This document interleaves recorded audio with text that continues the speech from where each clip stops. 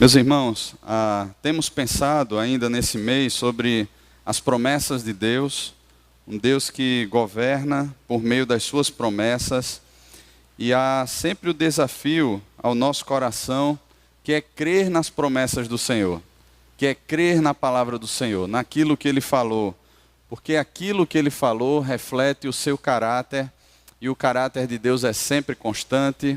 Deus não é pego de surpresa. Deus não é um Deus que começa uma obra e não termina. Ele não é como o homem imprudente que antes de construir uma torre não se assenta, não calcula e simplesmente fala e simplesmente expõe o coração e começa algo e não termina. Deus é sempre constante, Deus é fiel e Deus é cheio de graça. A sua palavra é verdade porque reflete o seu caráter, que é verdadeiro também. Então nós podemos crer, nós podemos confiar, nós podemos depender de Deus e também da sua palavra. Nós podemos conhecer e crer nas promessas do Senhor. Eu estava pensando durante essa semana, e algo tem mexido muito com o meu coração, que é essa perspectiva da aplicação prática das promessas de Deus no tempo e na história revelada aqui na palavra de Deus.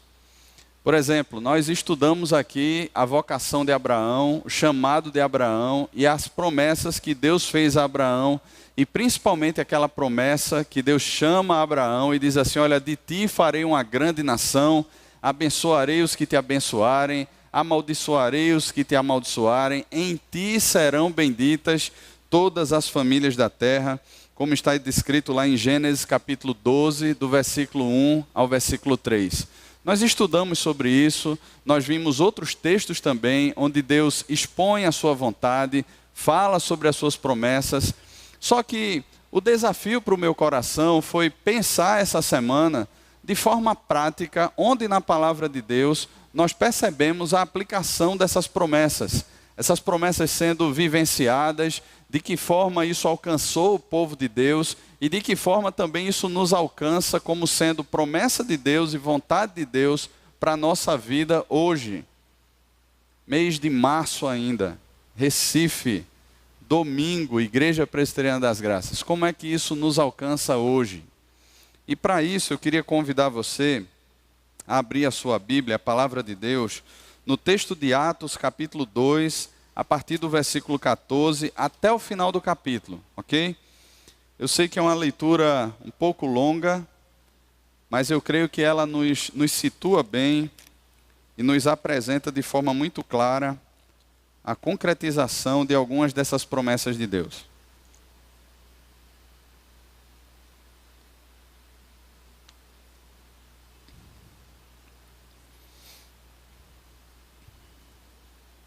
Atos capítulo 2, a partir do versículo 14 até o final do capítulo. Todos acharam? Nos diz assim a palavra do Senhor. Então se levantou Pedro com os 11 e, erguendo a voz, advertiu-os nesses termos: varões judeus e todos os habitantes de Jerusalém, tomai conhecimento disto e atentai nas minhas palavras. Estes homens não estão embriagados, como vindes pensando, sendo esta a 3ª hora do dia. Mas o que ocorre é o que foi dito por intermédio do profeta Joel. E acontecerá nos últimos dias, diz o Senhor, que derramarei do meu espírito sobre toda a carne, vossos filhos e vossas filhas profetizarão, vossos jovens terão visões e sonharão vossos velhos. Até sobre os meus servos e sobre as minhas servas derramarei do meu espírito naqueles dias e profetizarão. Mostrarei prodígios em cima no céu e sinais embaixo na terra, sangue, fogo e vapor de fumaça. O sol se converterá em trevas e a lua em sangue, antes que venha o grande e glorioso dia do Senhor. E acontecerá que todo aquele que invocar o nome do Senhor será salvo. Varões israelitas, atendei a estas palavras. Jesus, o Nazareno, varão aprovado por Deus diante de vós com milagres, prodígios e sinais, os quais o próprio Deus realizou por intermédio dele entre vós, como vós mesmos sabeis, sendo este entregue pelo determinado desígnio e presciência de Deus, vós o matastes, crucificando por mãos de iníquos, ao qual, porém, Deus ressuscitou, rompendo os grilhões da morte, porquanto não era possível que fosse retido por ela. Porque a respeito dele, diz Davi, diante de mim via sempre o Senhor, porque está à minha direita, para que eu não seja abalado. Por isso se alegrou o meu coração e a minha língua exultou. Além disto, também a minha própria carne repousará em esperança, porque não deixarás a minha alma na morte, nem permitirás que o teu santo veja a corrupção. Fizeste-me conhecer os caminhos da vida, encher-me-ás de alegria na tua presença. Irmãos, seja-me permitido dizer-vos claramente a respeito do patriarca Davi, que ele morreu e foi sepultado, e o seu túmulo permanece entre nós até hoje. Sendo, pois, profeta e sabendo que Deus lhe havia jurado que um dos seus descendentes se assentaria no seu trono, prevendo isto, referiu-se à ressurreição de Cristo, que nem foi deixado na morte, nem o seu corpo experimentou corrupção. A este Jesus, Deus ressuscitou, do que todos nós somos testemunhas. Exaltado, pois, à destra de Deus, tendo recebido do Pai a promessa do Espírito Santo, derramou isto que vedes e ouvis. Porque Davi não subiu aos céus, mas ele mesmo declara, disse o Senhor ao meu Senhor, assenta-te à minha direita, até que eu ponha os teus inimigos por estrado dos teus pés. Esteja absolutamente certa, pois, toda a casa de Israel, de que a este Jesus que vós crucificastes, Deus o fez Senhor e Cristo. Ouvindo eles estas coisas, compungiu-se-lhes o coração e perguntaram a Pedro e aos demais apóstolos, que faremos, irmãos? Respondeu-lhes Pedro, arrependei-vos e cada um de vós seja batizado em nome de Jesus Cristo para a remissão dos vossos pecados e recebereis o dom do Espírito Santo. Pois para vós outros é a promessa, para vossos filhos e para todos os que ainda estão longe, isto é, para quantos o Senhor nosso Deus chamar. Com muitas outras palavras deu testemunho e exortava-os dizendo, salvai-vos dessa geração perversa. Então os que lhe aceitaram a palavra foram batizados, havendo um acréscimo naquele dia de quase 3.000 pessoas. E perseveravam na doutrina dos apóstolos e na comunhão, no partir do pão e nas orações. Em cada alma havia temor e muitos prodígios e sinais eram feitos por intermédio dos apóstolos. Todos os que creram estavam juntos e tinham tudo em comum. Vendiam as suas propriedades e bens, distribuindo o produto entre todos, à medida que alguém tinha necessidade. Diariamente perseveravam unânimes no templo, partiam pão de casa em casa e tomavam as suas refeições com alegria e singeleza de coração, louvando a Deus e contando com a simpatia de todo o povo. Enquanto isso, acrescentava-lhes o Senhor dia a dia os que iam sendo salvos. Amém. Vamos orar, irmãos? Pai, temos aqui aberta diante de nós a Tua palavra. Reconhecemos, Pai, a nossa pequenez, a nossa insuficiência, tanto para falar como para ouvir e compreender com o coração. Por isso, Pai, pedimos que o Senhor nos abençoe por meio do Teu Espírito, que Ele conduza a Tua palavra ao nosso coração, aplicando a Tua palavra ao nosso coração, abrindo os olhos do nosso coração para que possamos contemplar o Senhor e essa realidade tão profunda que a Tua palavra nos chama a viver. Que o Senhor nos conduza a ela então, Pai, no nome de Jesus. Amém.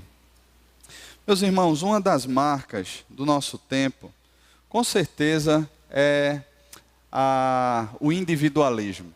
Eu gosto muito de um livro de Eugene Peterson, que ele trata essa verdade do individualismo, essa concepção, essa filosofia de vida, como sendo algo antibíblico. E ele explica por quê. Ele diz que quando Deus criou o homem, Deus não criou indivíduos, Deus criou pessoas. Há uma diferença muito grande entre indivíduos e pessoas. Indivíduos, eles existem para si, eles vivem por meio deles mesmos e eles buscam apenas o seu prazer, a sua verdade, a sua própria vida. Pessoas não.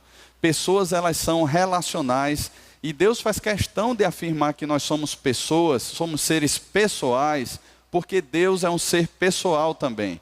E criados à imagem de Deus, nós passamos a refletir então na criação o caráter de Deus. Nós sabemos muito bem que Pai, Filho e Espírito Santo, eles vivem numa perfeita comunhão.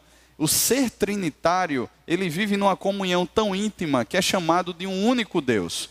E da mesma forma, quando nós fomos criados para esse relacionamento com Deus, e a partir dessa relação com Deus, vivenciarmos também relações interpessoais. Só que a marca do nosso tempo e a marca da queda no coração de toda a humanidade é esse percurso ou é esse caminho mais voltado para si.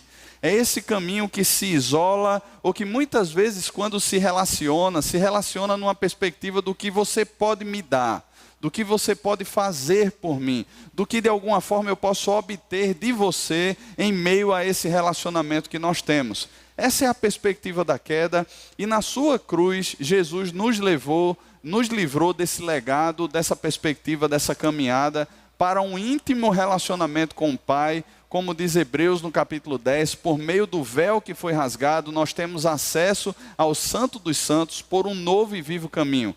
Podemos nos aproximar de Deus por meio de Cristo e ter um relacionamento íntimo com Deus, e por meio desse relacionamento com Deus agora, ou por causa desse relacionamento com Deus que temos agora por meio de Jesus, podemos olhar nos olhos uns dos outros e caminhar em retidão, em integridade, vivendo relacionamentos íntimos e íntegros.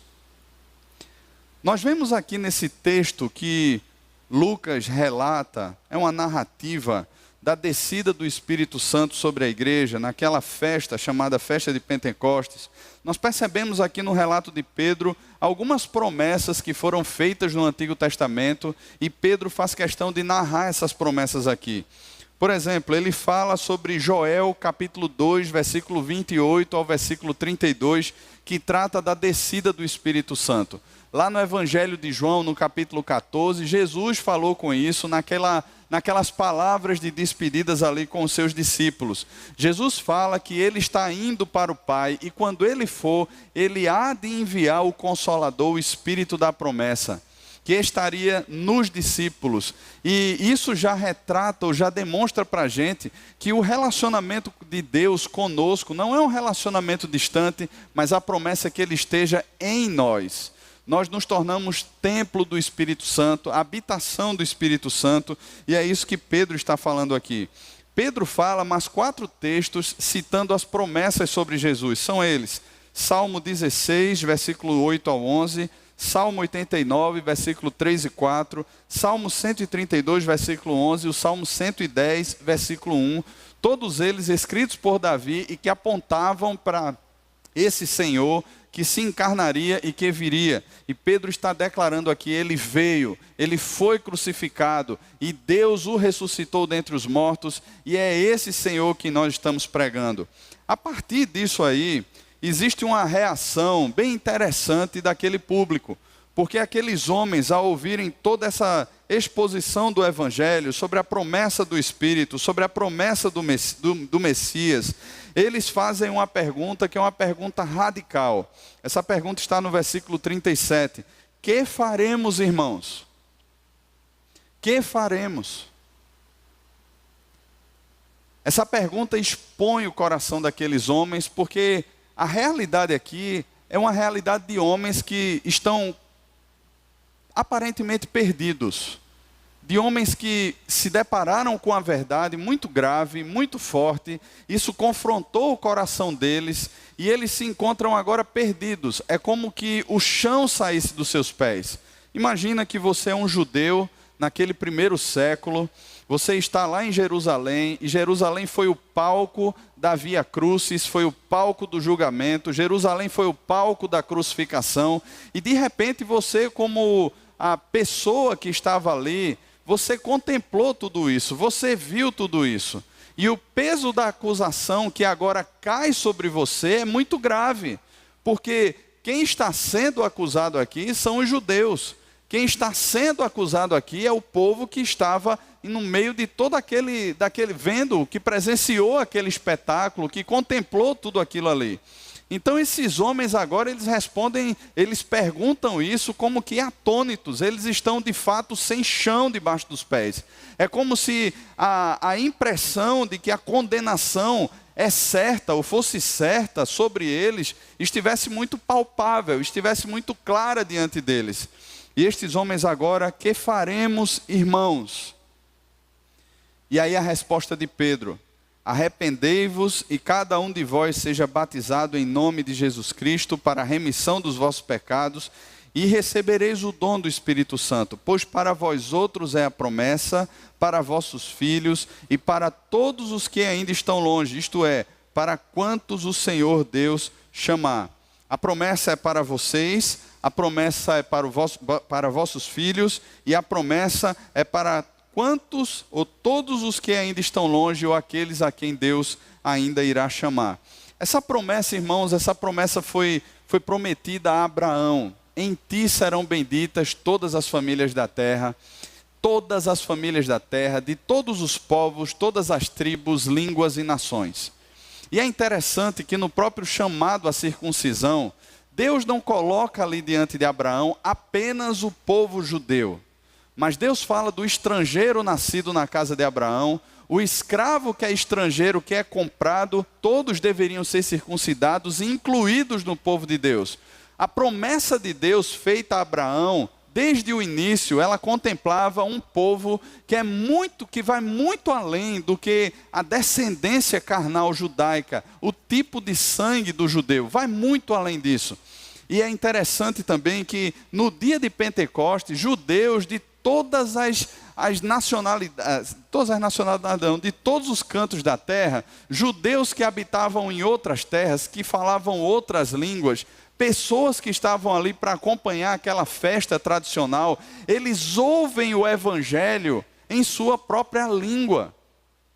Eles ouvem das maravilhas de Deus em sua própria língua. E eu penso, irmãos, que o interesse de Deus com isso é revelar esse coração missionário de Deus, que abraça, que abrange todas as tribos, povos, línguas e nações.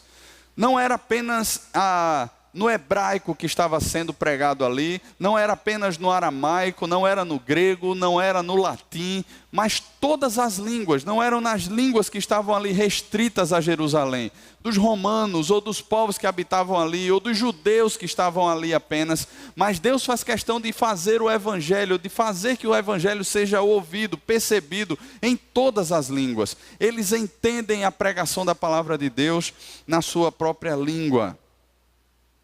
E essa promessa é para os que ainda estão longe. Essa promessa feita a Abraão. Eu queria só ver com você, eu sei que é um texto longo também, então eu não vou ler todo o texto, mas se você puder ir para Romanos capítulo 9, a gente percebe essa exposição também, essa percepção no coração do apóstolo Paulo.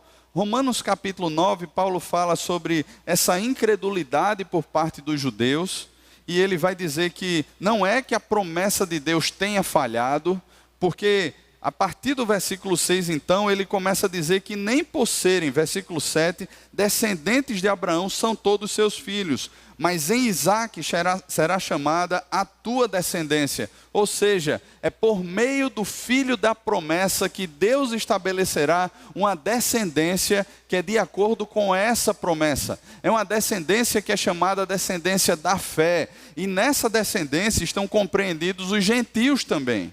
Não apenas os judeus, mas os gentios também. Nós estamos compreendidos dentro dessa promessa de Deus. Irmãos, nós somos descendentes de Abraão, descendentes de Isaque nesse sentido.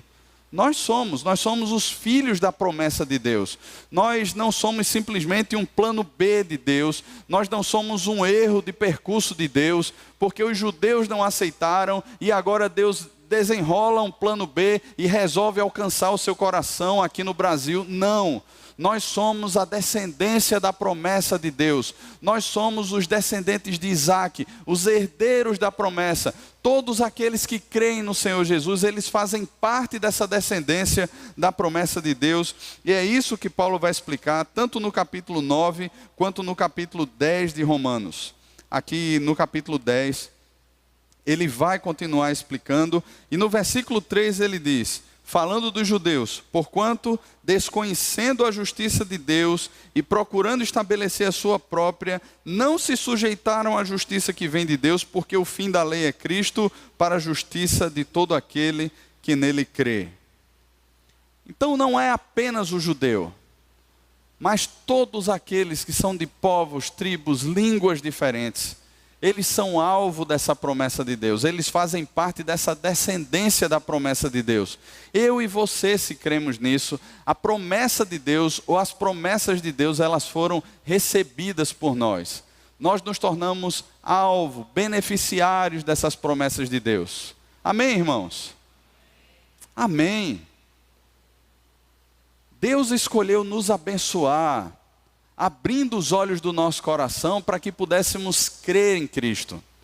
Talvez a gente olhe isso e diga assim, olha, mas isso é muito óbvio. Eu já sei disso.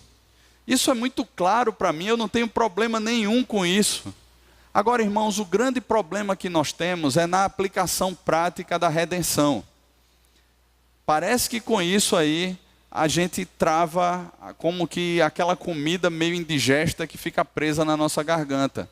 Porque aqueles homens ali, eles dizem amém também. E eles são batizados, assim como nós fomos um dia, ou aqueles que estão se preparando, ou aqueles que têm conhecido ao Senhor Jesus, estão aí se preparando no discipulado para professar publicamente a sua fé e receber a água do batismo. Mas o fato é que eles creram. Eles disseram amém. Eles disseram sim ao apelo do apóstolo Pedro. Eles foram batizados e naquele dia, houve um acréscimo, o versículo 41 nos fala isso, de quase 3.000 pessoas. 3.000 pessoas.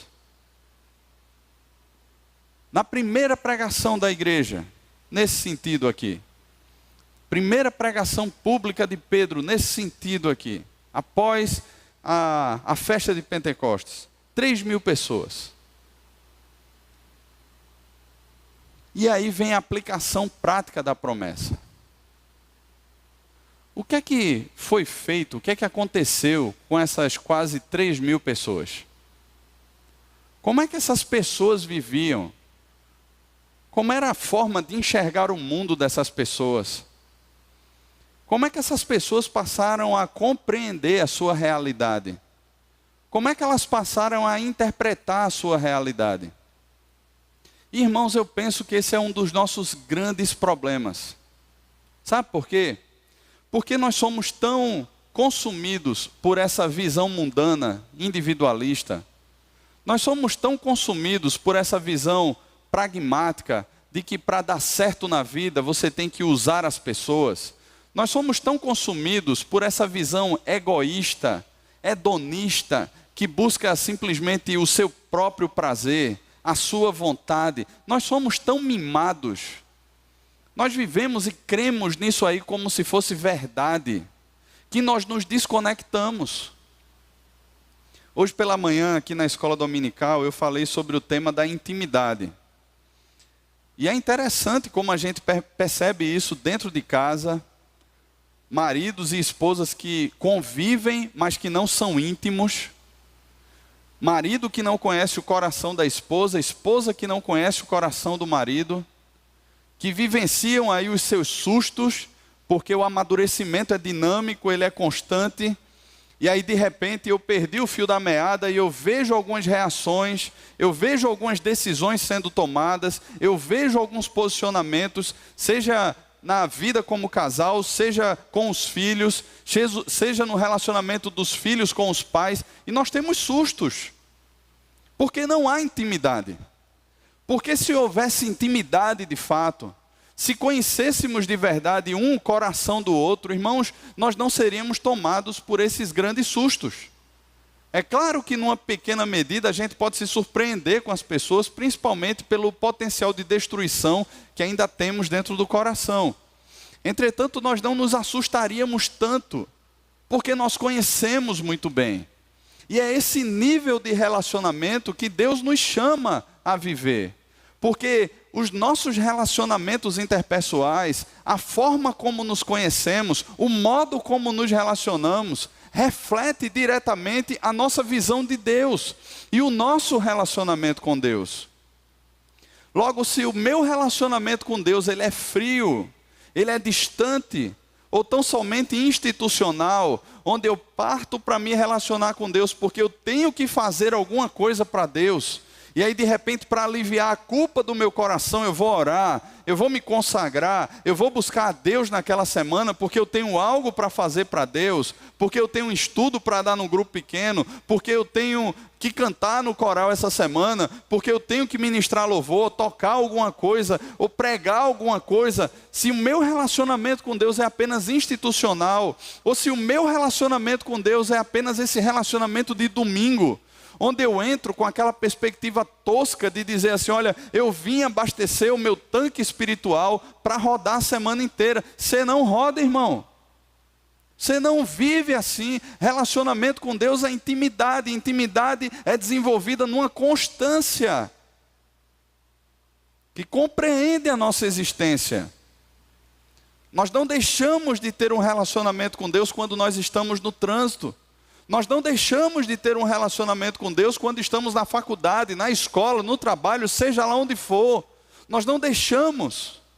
Davi, quando compreende isso, ele escreve lá o Salmo 139, ele percebe que esse relacionamento com Deus abrange a sua vida e principalmente as áreas mais obscuras do seu coração. Deus conhece as nossas motivações.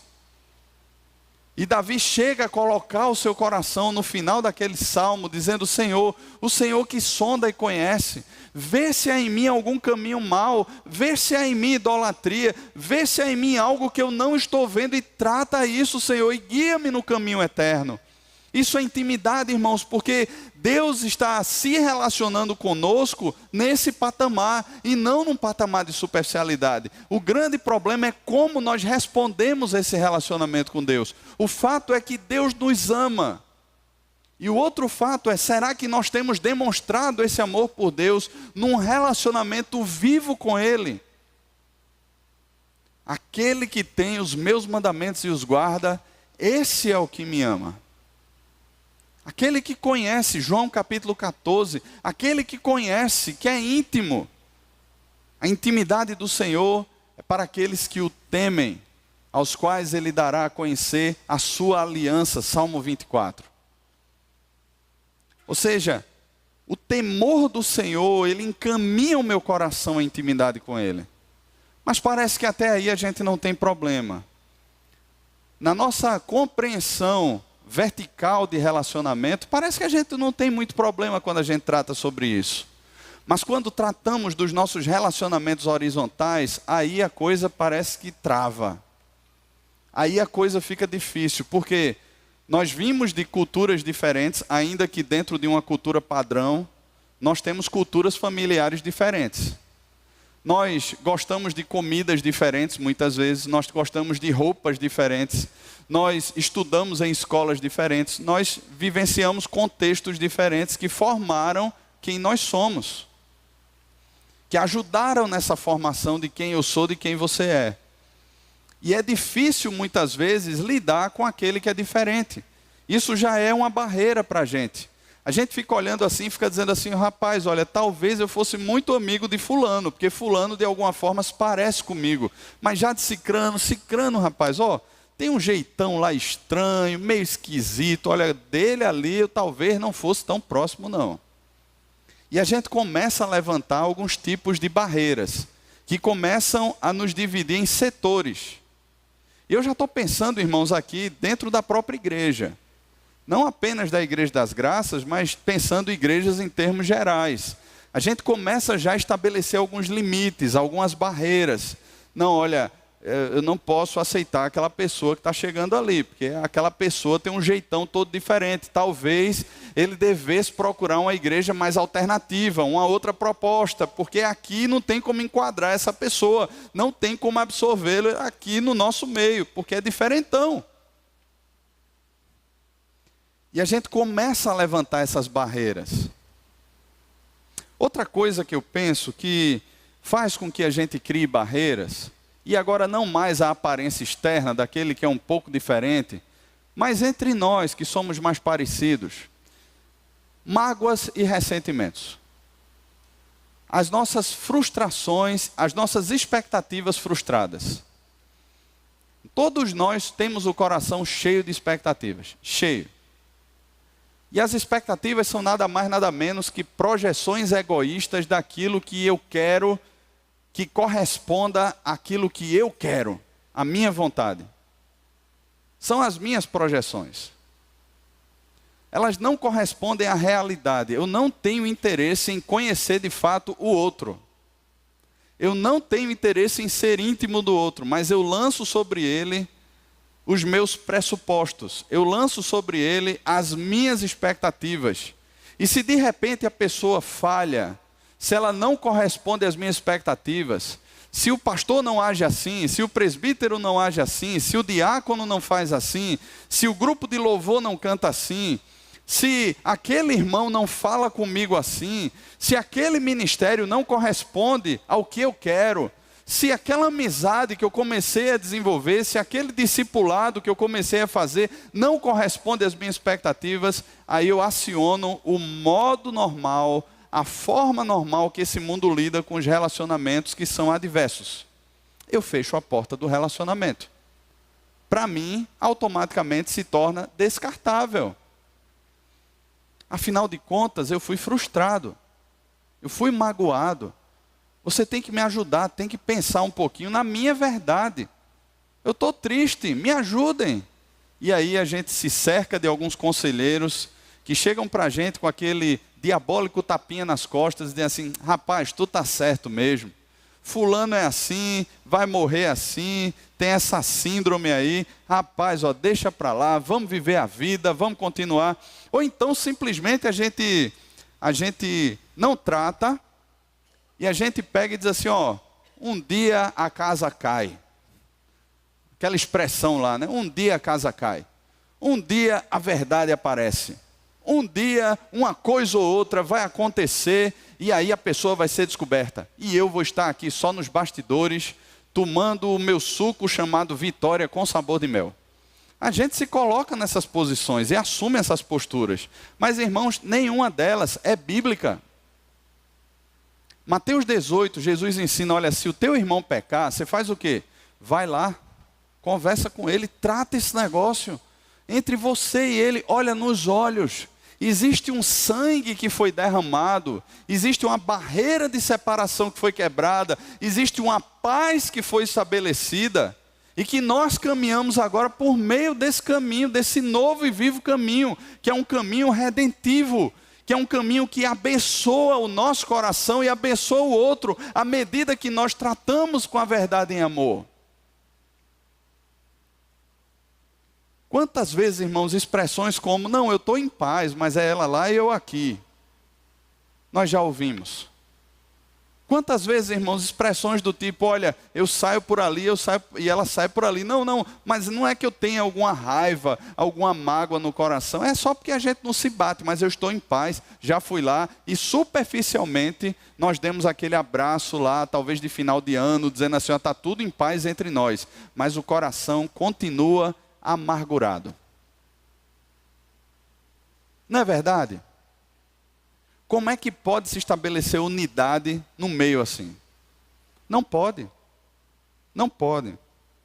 Eu fico pensando, por exemplo, em João capítulo 17, quando Jesus está ali, com aquelas últimas palavras ali, naqueles últimos momentos com seus discípulos antes do Getsêmani. Muitas dessas palavras, ainda que nos alcancem, elas são dirigidas aos discípulos diretos de Jesus ali. Mas aqui a partir do versículo 20, veja o que é que Jesus diz, João 17, 20. Não rogo somente por estes, aqueles que estavam ali próximos a Jesus, mas também por aqueles que virem ou que vierem a crer em mim por intermédio da sua palavra, a fim de que todos sejam um. E como és tu, ó Pai, em mim e eu em ti, também sejam eles em nós, para que o mundo creia que tu me enviaste. A finalidade, veja só.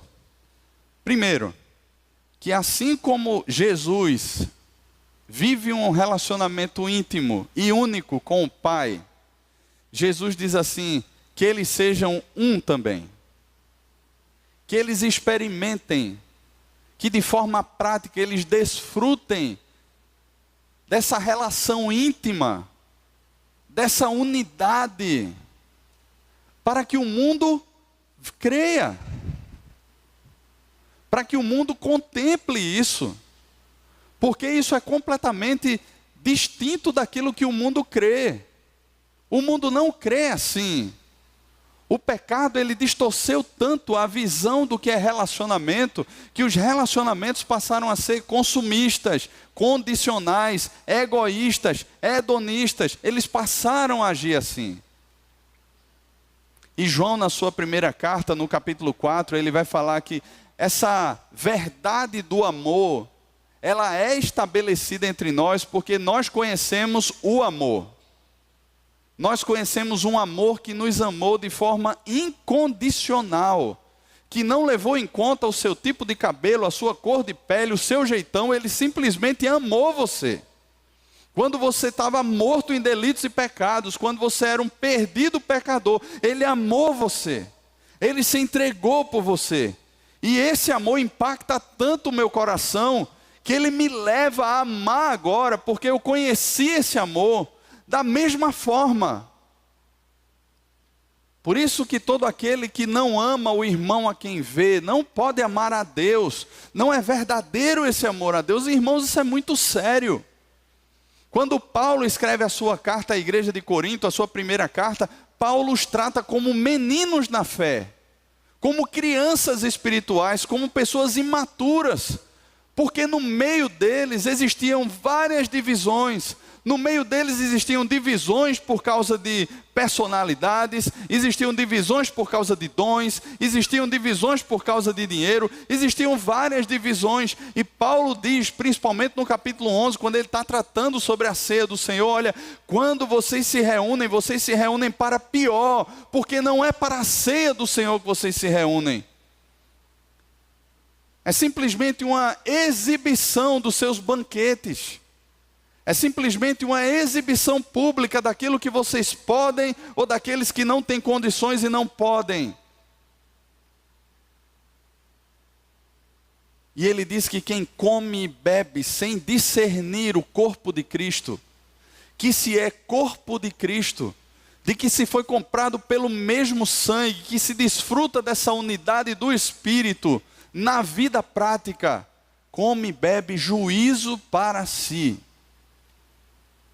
E ele traz uma constatação, que naquela comunidade existiam muitos doentes e muitos que já haviam morrido, como um resultado de não discernir o corpo de Cristo. Irmãos, eu creio que muitas das enfermidades que nós enfrentamos, muitas delas, sejam físicas ou emocionais, nós as enfrentamos por não discernirmos o sentido de corpo de Cristo, a realidade do que é corpo de Cristo. Porque nós continuamos com o nosso jeitinho do mundo, pensando que cultuar a Deus é simplesmente um teatro evangélico que a gente realiza aqui aos domingos, sem intimidade nenhuma, sem relacionamento nenhum. E a prova da nossa incompreensão do que é a verdade do relacionamento de Deus conosco é a forma como a gente vive com o próximo. É a forma como a gente olha nos olhos. É o jeito como a gente trata as pessoas. Abrindo um parêntese aqui. Pequenos grupos não deveria ser um ministério da igreja. Nós temos uma igreja que é uma igreja grande. E nós não conseguimos nos relacionar. Nós não temos tempo durante a semana para nos relacionarmos com todos. Talvez aí do seu lado tenha gente que você nem conhece. Talvez aí na fileira próxima a você, ou atrás ou na sua frente, você esteja próximo aí de pessoas que você nem sabe o nome.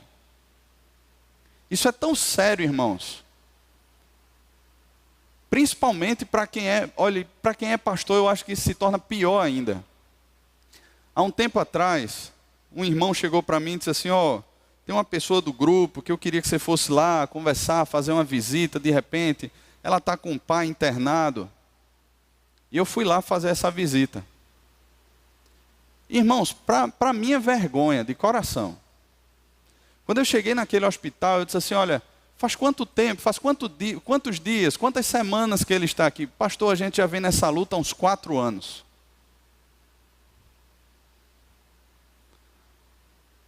A gente teve um retiro de carnaval agora há pouco, e quando eu cheguei lá, irmãos, talvez ali metade das pessoas que estavam lá no retiro, que são aqui da igreja, eu não conhecia o nome.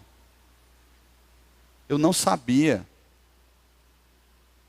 Porque nós somos atropelados diariamente por várias demandas que dizem respeito à igreja. E eu não estou querendo aqui dar uma de coitadinho ou tentar justificar, não. Mas se nós não desenvolvermos relacionamentos próximos, se você não participa de um grupo pequeno, se você não está lá caminhando com pessoas, abrindo o coração para ser confrontado, para ser tratado, desenvolvendo essa visão bíblica de estar próximo, de estudar a palavra de forma mais simples, de abrir a Bíblia, poder fazer uma pergunta, um questionamento, tirar uma dúvida, ter alguém que de perto pastoreie o seu coração. Irmãos, nós simplesmente nos acostumaremos a viver esse tipo de teatro, onde a gente vem, participa, mas nós somos tão egoístas, tão ensimesmados, tão orgulhosos, que não admitimos o fato de repente, sermos íntimos de alguém que conheça a nossa vida e que confronte a nossa realidade. E que trate com o nosso coração. Nem tampouco queremos nos abrir, de repente, para demandas que possam surgir, onde eu vou precisar tratar com alguém, onde eu vou precisar pastorear alguém, lidar com a queda, lidar com as dificuldades de outras pessoas. E isso não é ser corpo de Cristo, irmãos. Não é. Eu sei que todos nós temos marcas no coração. Eu sei que muita gente se aproxima de forma interesseira e outras coisas lá, mas irmãos, dentro de uma comunidade da fé, nós não podemos erguer barreiras e nos dar, entre aspas aí, ao luxo de dizermos assim, olha, eu não preciso de você. Quando olhamos aqui para o versículo 42 ao versículo 47, nós percebemos aqui de forma muito clara uma única palavra: unidade. E unidade não é simplesmente uma musiquinha que a gente canta, aperte a mão do seu irmão e dê um sorriso para ele.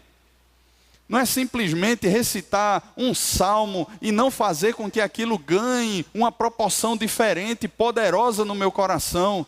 Não é simplesmente a gente vir aqui domingo após domingo e sairmos daqui para comer uma pizza, um sanduíche ou jantar qualquer outra coisa, simplesmente com aqueles ou com a família ou com alguns mais chegados. Irmãos, comunhão, unidade é abrir o coração para um aspecto muito maior da vida e que é abençoador, que trará as suas demandas, que trará os seus pesos, que trará as suas tarefas, mas que será a expressão da nossa fé e do nosso amor de forma comunitária, porque o nosso Deus é um Deus comunitário, o nosso Deus é um Deus que se relaciona com intimidade e nos chama a experimentar de forma prática essas suas promessas de forma comunitária e de forma íntima também.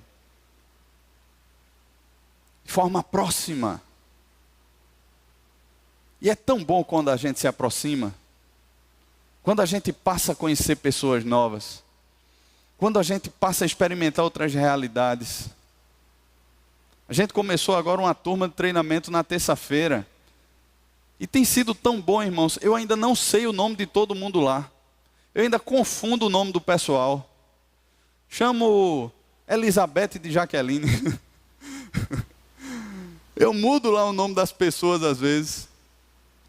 Mas irmãos, é tão gostoso porque a gente vai se conhecendo, a gente vai se abrindo para um novo campo de perspectiva que vai gerar as suas demandas, mas que é bênção, irmãos, é bênção, porque a gente passa a experimentar isso aqui, a gente passa a se importar, a gente passa a olhar para o outro e a sentir saudade do outro. E é tão bom quando a gente se encontra, quando a gente revê, quando a gente está perto, a gente sorri, a gente se alegra, quando a gente ouve uma notícia, quando a gente sabe de uma vitória, ou quando a gente sabe de alguma coisa que é difícil, a gente ora de forma diferente, porque nós somos íntimos, nos importamos de fato, e se for possível vender alguma coisa para ajudar alguém, a gente vende porque a gente é íntimo, porque a gente se sente da mesma família.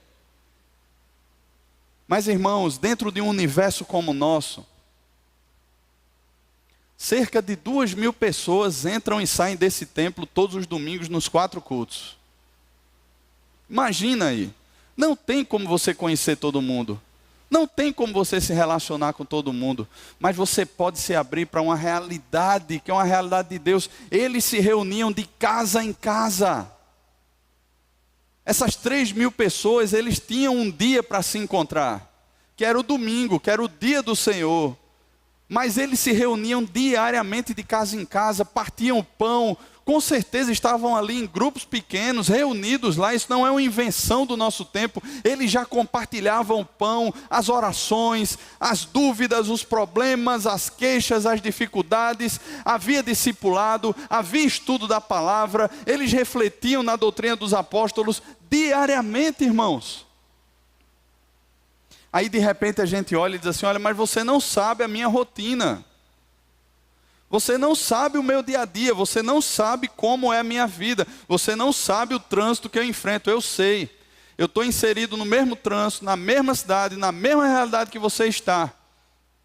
Eu sou casado, pai de 2 filhos, eu lido com uma série de coisas da mesma forma como você.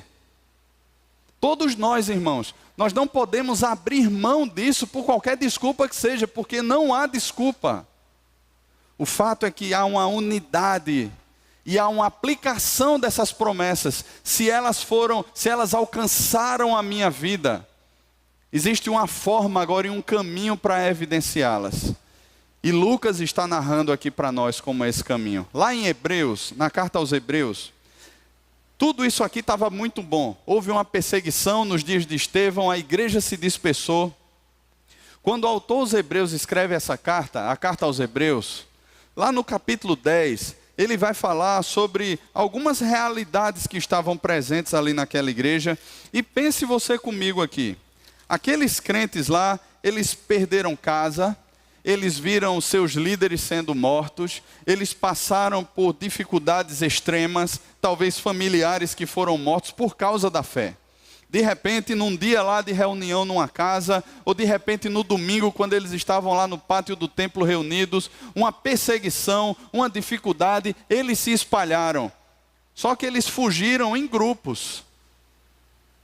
Quando a gente vê, por exemplo, a chegada da igreja em Antioquia, a gente vê que eram grupos ali. Alguns eram mais tímidos e pregavam apenas aos judeus. Outros pregavam também aos gregos, anunciando a palavra de Deus. Nasceu a igreja de Antioquia, a primeira igreja gentílica ali naquele contexto. Ela se torna uma igreja missionária. Depois de um tempo enviam Barnabé e Paulo para a sua primeira viagem missionária, seguindo a orientação do Espírito.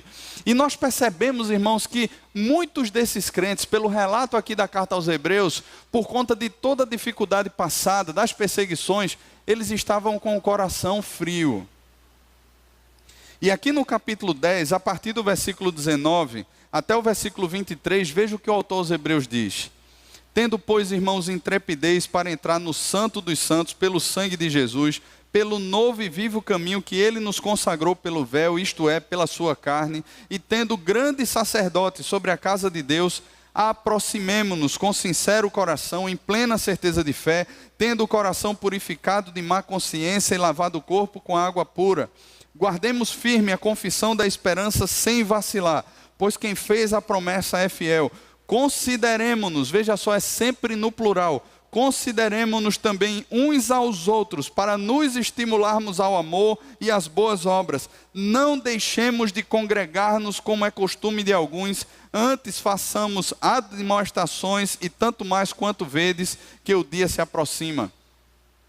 O contexto deles era extremamente difícil. Alguns aqui estavam usando todas aquelas lutas, e nós estamos pensando aqui, falando, no imperador truculento, cruel, sanguinário, que matou familiares daqueles irmãos, e que isso levou aqueles irmãos a dizerem assim: olha, Rapaz, toda vez que eu lembro, quando a gente estava reunido, o que eu lembro é perseguição, morte, sangue, familiares que morreram. E talvez ali fossem dizendo assim, olha, eu vou viver minha fé de forma privada. Isso é uma moda nos nossos dias, né? Eu tenho a minha espiritualidade, eu lá com Jesus, eu não preciso de igreja. Isso é a maior mentira que Satanás inventou nesses tempos. Porque, irmãos, a fé é comunitária, não existe fé individual. Não existe esse desenvolvimento de uma espiritualidade saudável, sadia. Não, sou eu lá e Deus no meu ambiente, eu vou lá e oro e não sei o quê. Não existe isso, isso não é bíblico. É por isso que o autor aos Hebreus, ele chega a dizer, não deixem de se congregar como tem se tornado costume de alguns.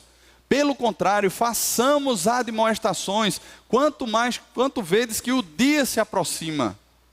O dia do Senhor se aproxima. Nós não podemos deixar de estar juntos, de desfrutar essa realidade espiritual que nós experimentamos quando nos ajuntamos.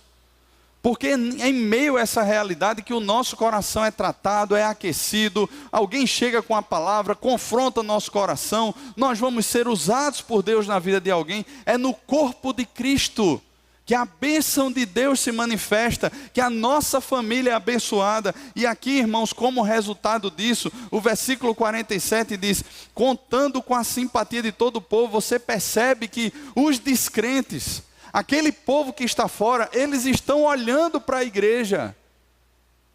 Eles estão olhando para a comunidade da fé e eles enxergam essa unidade. Em meio à diversidade de formações, de informações, de crescimento que cada um teve de forma dinâmica na sua vida lá, eles experimentam essa unidade e essa unidade choca o mundo.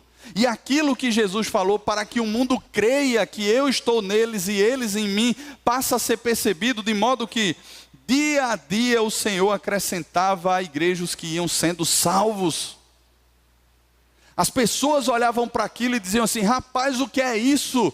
Eu imagino, irmãos, um Natal na rua, onde simplesmente a gente não senta aí fora para cantar, mas onde o impacto das nossas reuniões aqui no domingo, de você que mora em um dos prédios por aqui por perto, isso é tão poderoso que atrai as pessoas, que chama as pessoas. Eu tenho conhecido uma pessoa, Nasli e Marcelo conhecem, e a gente tem procurado ali falar de Jesus para essa pessoa. E a gente já percebeu que essa pessoa tem um entrave, ele trava com o evangelho. Por conta de experiências tristes que ele viu até dentro de casa mesmo com relação a esse falso evangelho que é pregado nos nossos dias. E nós temos tudo isso jogando contra. Nós temos falsas igrejas, falsos pastores, falsos ministros do evangelho. Há uma pregação, uma deturpação constante por aí.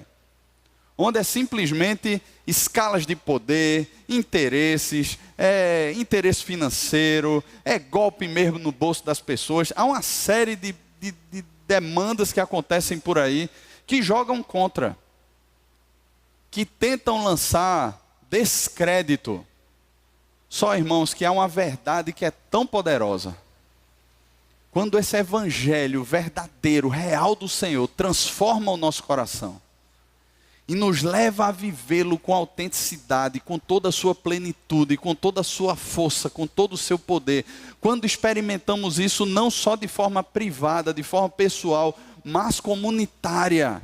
Quando a gente olha nos olhos e a gente se abraça, não com falsidade, mas com verdade, com desejo de conhecer, de sermos íntimos, de caminharmos juntos, de estarmos inseridos, de pastorearmos uns aos outros, de conhecermos uns aos outros, irmãos, os nossos vizinhos vão ser impactados. A gente precisa tirar essa visão, talvez aí messiânica, de dizer assim, então quando nós fizermos um grande evento, a cidade de Recife vai perceber. Não é isso.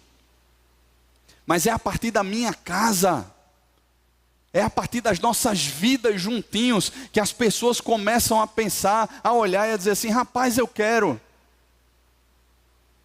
Irmãos, nós vivemos com os adolescentes aqui da igreja mais de 10 anos, convivemos próximo. E eu vi muita gente se converter nesse processo, Porque as pessoas eram tão unidas, não eram porque estudavam na mesma sala, na mesma escola simplesmente não. Mas havia uma unidade, uma amizade, que gerava constrangimento no coração de outras pessoas. E muitos começaram a vir para cá, muitos se converteram e até famílias, pais foram alcançados também por causa disso. Porque se teve uma consciência de que se é corpo, se teve uma consciência de que se tem um propósito na vida, de que se tem uma missão na vida. E se passa a viver isso de forma autêntica, de forma verdadeira, de forma profunda. E dia a dia o Senhor mesmo desperta os corações daqueles que são dele e vai acrescentando às igrejas que ele mesmo tem salvado. E vai acrescentando. Porque nós estamos vivendo esse evangelho real e poderoso que é como uma bomba em meio a esse caos social que a gente vive. Que é como uma bomba que destrói esses sofismas, essas mentiras, que destrói o individualismo por meio da fé que é evidenciada na unidade do corpo de Cristo.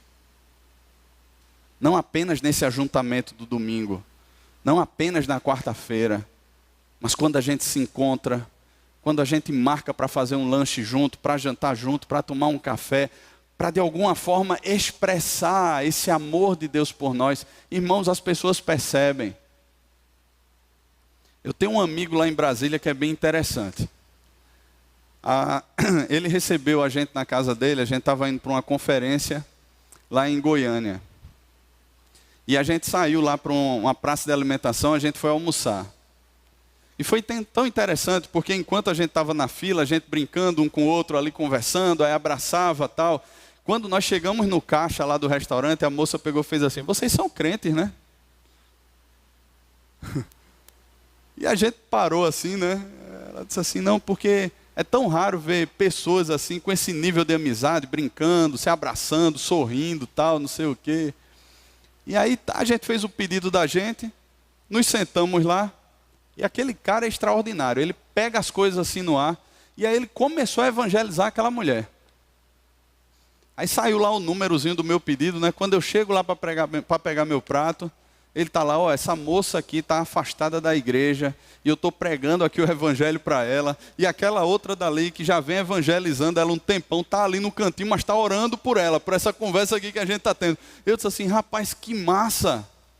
Mas como tudo começou? A gente estava na fila de um restaurante, na fila lá do caixa, conversando, falando de Deus, sorrindo, brincando, expressando uma alegria que não é forçada, mas que é real no coração. E aquilo ali começa a fazer com que as pessoas fiquem se perguntando algo tão simples, irmãos. Não é que a gente vai fazer por aí algum tipo de programação agora para rir nas filas de caixa. Vamos fazer agora um evento, todo mundo vai para o shopping, vai rir, se abraçar na fila do caixa. Não é isso.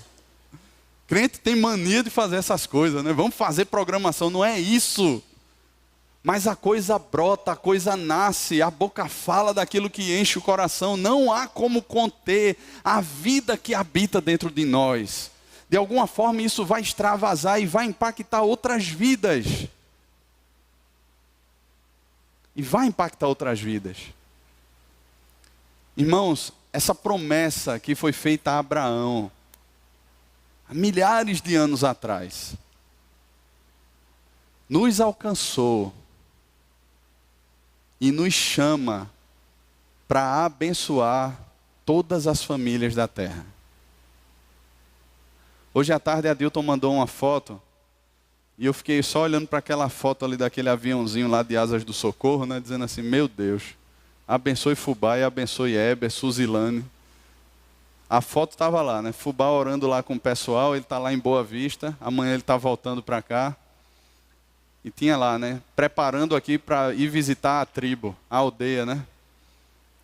Estavam lá algumas pessoas, eles abraçados lá orando, depois mostra eles lá dentro do aviãozinho lá, apertadinho assim. A Dilton falou que embaixo do avião assim, tem como se fosse um vidro, e você ficou observando aquilo ali. É uma bênção, irmãos.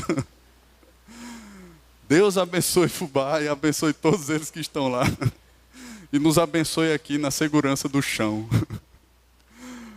Mas eu fico olhando para aquilo ali. Hebe e Suzy saíram aqui da igreja. Estão lá junto com outros, abençoando outras famílias na terra. E sei lá para onde Deus um dia vai mandar a gente. Fui surpreendido por alguns aqui que estão se preparando para ir para a Austrália. Eu sou o último a saber. Mas é assim mesmo. Mas sabe-se lá o que Deus vai fazer levando essas pessoas para lá? Sabe lá o que Deus pode fazer nos levando lá para o local onde a gente mora? E a gente experimentando isso, tem um grupo pequeno que a gente reveza lá em casa e na casa de Felipe Sarinha, lá em Aldeia. E é interessante porque às vezes que ele aconteceu lá em casa, aí tem um vizinho que ele passa assim, indo para a casa dele, né? E ele vê aquela movimentação lá, a hora do lanche, aquela coisa toda. Ele diz assim, rapaz, o que é que tem acontecido aqui nas quartas-feiras? Tão interessante. Eu disse assim, rapaz, você está convidado para vir. Melhor momento da semana. E aí você faz lá aquela propaganda, né? E o cara diz assim, rapaz, eu quero ir. Eu quero ir. Eu posso ir? Pode. Chame sua esposa, suas filhas. Traga até os cachorros. A gente solta aqui e brinca com o meu. Não tem bronca nenhuma. Pode vir. E aí a gente vê, irmãos, esse interesse das pessoas em participar desse movimento, que é um movimento de Deus. De abençoar todas as famílias da terra. E Deus faz isso por nosso intermédio. Amém, irmãos? Vamos viver isso, irmãos? Vamos desfrutar isso? Deixa eu fazer a propaganda. Se você ainda não faz parte de um grupo pequeno, você pode procurar a mim, pode procurar Luiz que está ali, Arthur está aqui. Né? Deve ter outros líderes de grupo aqui. Às vezes a gente cita e acaba... Tem as meninas aqui também, Pri... Luli, mas não, Luli abandonou a gente, mas tem Vitória, tem Bartoli, tem um monte de gente aqui que você pode procurar e dizer assim, olha, eu quero fazer parte de um grupo pequeno. Como é que eu faço? Como é que eu faço? Como é que eu participo disso? Eu quero viver essa intimidade, eu quero viver essa comunhão, eu quero desfrutar dessa bênção que é poder conhecer pessoas e confrontar e ser confrontado e aprender mais da palavra de Deus e lanchar também, que é uma bênção. Então que Deus nos abençoe, irmãos. Que Deus nos abençoe, que Ele nos faça viver essa bênção tão maravilhosa. De termos a nossa casa abençoada e sermos abençoadores de outras famílias. Amém? Vamos orar? Senhor, colocamos aqui o nosso coração, a nossa vida diante do Senhor. O Senhor já tem nos abençoado tanto, Pai. Mas pedimos mais uma vez sobre nós a Tua mão, a Tua condução, a Tua bênção. Que a gente não viva uma fé estática, uma vida parada, uma vida sem movimento, mas que a gente possa, Senhor, viver esse movimento que é um movimento do Senhor, que é bênção do Senhor, que é o conhecimento de Cristo, que é o desfrutar do Espírito Santo, dessa comunhão, dessa unidade, que alcança e que abençoa outras famílias, Pai. Senhor, muitas vezes a gente ora pelo fim de blocos de carnaval, a gente ora pelo fim da criminalidade, a gente ora por tantas coisas, Pai. E essas pessoas são nossos vizinhos. Essas pessoas às vezes moram no prédio que a gente mora. Essas pessoas às vezes moram na rua que a gente mora. E são como literalmente cegos, como pessoas que estão mortas, que precisam da palavra da salvação. E nós estamos lá, Senhor, e muitas vezes com a casa fechada, com os lábios fechados, com o coração às vezes cheio de tantas outras coisas. Por isso, Pai, se necessário for mudar a nossa agenda, se necessário, Pai, for nos disciplinar para que a gente tenha mais aproximação, para que a gente viva mais essa vida comunitária que abençoa, Pai, eis-nos aqui, Senhor. Pedimos sobre nós essa bênção do Senhor e esse despertar do Teu Espírito para sermos bênção, Pai. Nós temos orado por nossa rua, por nosso bairro, agora por nossa cidade. E, Senhor, nós somos essa resposta a essas orações. É por meio de nós que o Senhor abençoa essa terra, Pai. Por isso, nos usa para a Tua glória, no nome de Jesus. Amém. Deus abençoe, irmãos.